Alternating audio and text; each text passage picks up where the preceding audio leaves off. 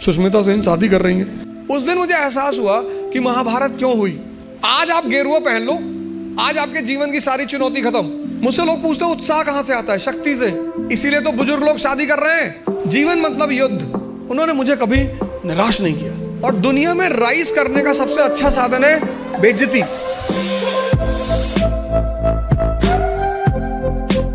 सिर्फ किताब लेकर खड़े होने से बहुत बड़ी बात नहीं होती। सिर्फ वेपन लेकर खड़े, महाभारत के युद्ध में अर्जुन के रथ पे शिखंडी खड़ा हो जाता है।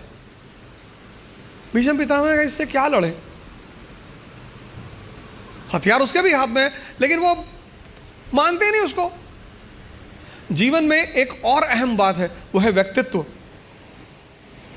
व्यक्तित्व का मतलब बदमाशी नहीं होता। कॉलर खड़ा कर लिया, 3 बटन खोल ली, चाबी नचाते हुए जा रहे, ये सब नहीं होता। हमारे देश की एजुकेशन सिस्टम ने जिसको सबसे ज्यादा निगलेक्ट, मतलब मैं देखता हूं लोग 4 आदमी के सामने बोल नहीं पाते।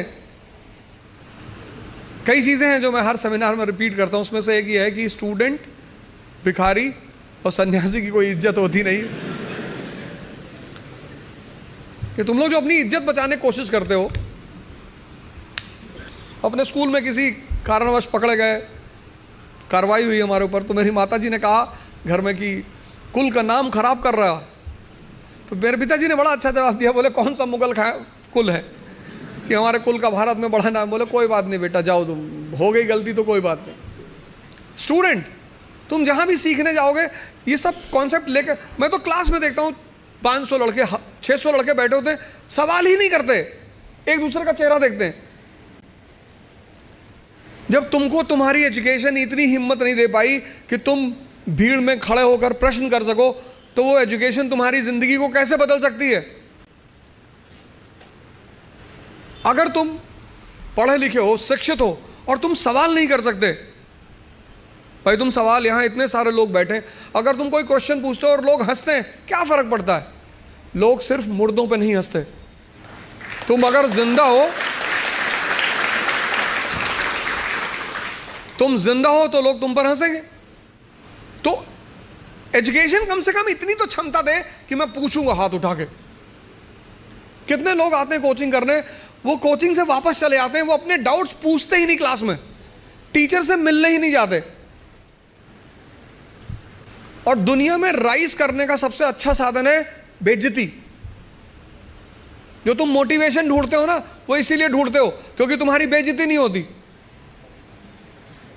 जिसकी बेइज्जती होने लगेगी ना, उसके अंदर आग लग जाएगी कि तुमको दिखाएंगे अब। और तुम उसी चीज से डरते हो।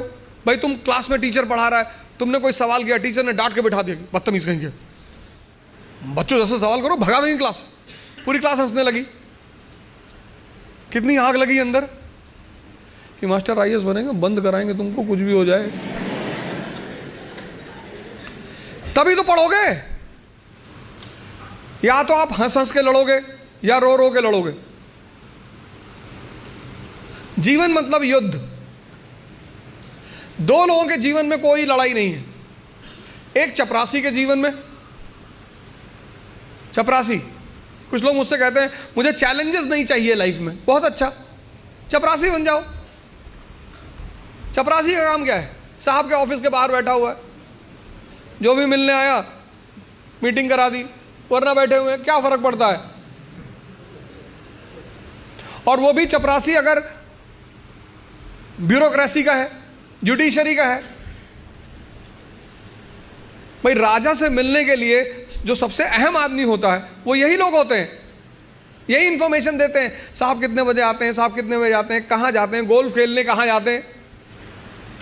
और या फिर जो लोग हरिद्वार चले गए, जिन्होंने कहा भैया हमें नहीं बनना आईएएस, हमें प्रधानमंत्री नहीं बनना, हमें कुछ बनना ही नहीं।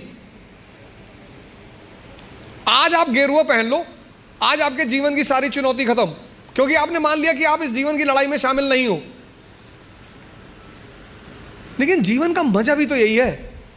और करना क्या है? भारत आज एक दुनिया का ऐसा देश है जिसके पास सबसे ज्यादा युवा हैं। और भारत आज दुनिया का एक ऐसा देश है जिसके युवा सबसे ज्यादा डिप्रेशन में है। इसीलिए तो बुजुर्ग लोग शादी कर रहे हैं।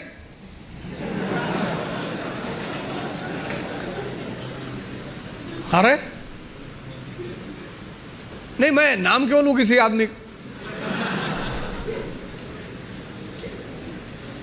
पर अखबार तो सारे लोग पढ़ते हैं ना। डिप्रेस आदमी से कौन शादी करेगा? और जीवन की लड़ाई में दो ताकतें बहुत काम आएंगी, एक मन की और एक शरीर की। तुम जब भी ऊपर उठोगे तो ये ग्रेविटी तुम्हें नीचे खींचेगी ना, ऐसा समाज की ग्रेविटी है। हम जब आईएएस की तैयारी करने गए तो हमारे गांव में हर आदमी, मतलब एक साहब तो हंसना शुरू किया उन्होंने, और हंसते हंसते गिर गए वो। उन्होंने हमसे पूछा दिल्ली क्यों जा रहे हो? अब मेरा दिमाग खराब था, मैंने कह दिया मैं आईएएस की तैयारी। बोले आईएएस? फिर वो हंसने लगे और हंसते हंसते वो गिर गए। और उस हंसी का इतना रोल रहा मेरे जीवन में, मतलब उस हंसी ने मुझे एकदम मजबूत कर दिया था कि अब आईएएस ही बनना है। उस दिन मुझे एहसास हुआ कि महाभारत क्यों हुई। आपको कोई डांट दे उतना बुरा नहीं लगता, आपको कोई भगा दे बुरा नहीं लगता, जब लोग हंसते हैं ना तब बहुत दर्द होता है। लेकिन मेरे पिताजी ने मुझसे कहा कि आईएएस प्रधानमंत्री बनने वाले आदमी। अरे मैंने कहा यार क्यों चढ़ा रहे हो फालतू में। भगवान का आशीर्वाद से आज भी हमारे साथ हैं, और मैं अगर उनसे कोई भी बात कहता हूँ तो तुम्हारे लिए तो कल ही कर लोगे। तो मैंने कहा सोच रहा है हवाई जहाज खरीद लो। अरे ने कहा भैया जी लेने दो। लेकिन उन्हीं की वजह से, मतलब आज जहां भी मैं हूं उसमें सबसे ज्यादा योगदान मेरे पिताजी का है।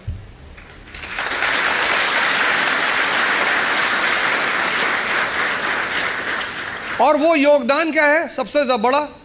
उन्होंने मुझे कभी निराश नहीं किया, हमेशा हर चीज में, अरे तुमसे क्यों नहीं होगा, तुम ही करोगे। मैं जब सेमिनार लेने निकलता हूं तो आमतौर पर उनसे बात कर लेता हूं। कोई भी मैच हो तो जब मैच खेलने आप उतरते हो ग्राउंड पे तो हर मैच में एक फीलिंग तो रहती ही है। मैं उनसे बोलता हूं कि यार सेमिनार है, हाँ ठीक है तुम जाओ, तुम एक दिन यूएन में भी बोलोगे। और वो चीज इतनी उत्साहित कर देती है। तो मैं सब लोगों से यहां रिक्वेस्ट करूंगा कि आप योग और ध्यान से जरूर जुड़ें।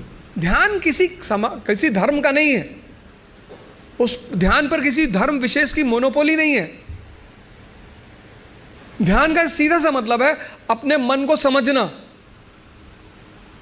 आप में से बहुत सारे लोग हैं जो 10 घंटा पढ़ना चाहते हैं लेकिन ये पढ़ने ही नहीं देता होगा। तुम्हारी जीत किस पर निर्भर करती है?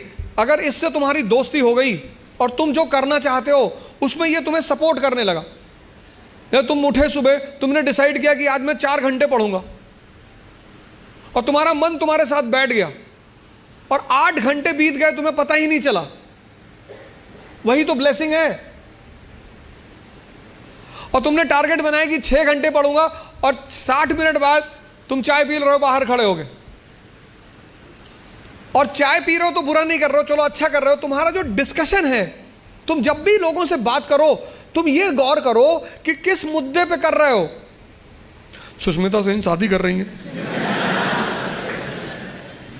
तुम्हारा चाय पीना भी बुरा नहीं है, तुम्हारा डिस्कशन करना भी बुरा नहीं है। बुरा है तुम्हारा मुद्दा। चलो बाहर निकल ही आए, बात कर रहे हो, कोई बात नहीं, तो किसी ऐसे मुद्दे को उठाओ जिससे, और डिबेट का मतलब झगड़ा नहीं, डिबेट का मतलब एक्सचेंज ऑफ इंफॉर्मेशन। पूरी जिंदगी तुम ये कभी नहीं कह पाओगे कि अब मुझे सब कुछ आता है, और जिस दिन तुमने ये कह दिया किसी मेंटल हॉस्पिटल जरूर चले आना। अपने आप को ताकतवर बनाओ, फिजिकली और मेंटली, क्योंकि यही ताकत तुम्हारा उत्साह बनेगी। पीवीआर की टिकट लेनी है, लाइन में खड़े हो तुम, और तुम्हारी हाइट है 6 फीट और वेट है 250 kg, तो तुम लाइन में कभी नहीं जाओगे। ताकत है ना शरीर में, उत्साहित हो तुम, लाइन के आगे चले गए। तुमको पता कि अगर कोई झगड़ा करेगा सबको मारेंगे, मुझसे लोग पूछते हैं उत्साह कहां से आता है? शक्ति से। ये जो एंथुजियाज्म है, ये जो कॉन्फिडेंस है, ये ताकत का खेल है। अपनी पढ़ाई के साथ जिस चीज को तुम निगलेक्ट करते हो, जो निगलेक्ट करते हो, तुम उस पर ध्यान ही नहीं देते, वो चीज है तुम्हारी पर्सनैलिटी। पढ़ाई के साथ साथ जो इक्वली इंपॉर्टेंट चीज है वो है पर्सनैलिटी, तुम्हारी साइकोलॉजी, तुम्हारा सोचने का तरीका। अब पुणे से निकलेंगे और भी ज्यादा IAS PCS, क्योंकि अब पुणे में आ गया है इकरा IAS, जहां ओझा सर की देखरेख में होगी UPSC की best preparation. We have best faculties from Delhi. Online and offline batches starts at ICRA IAS by Ojha Sir, Sadashiv Peth, Pune.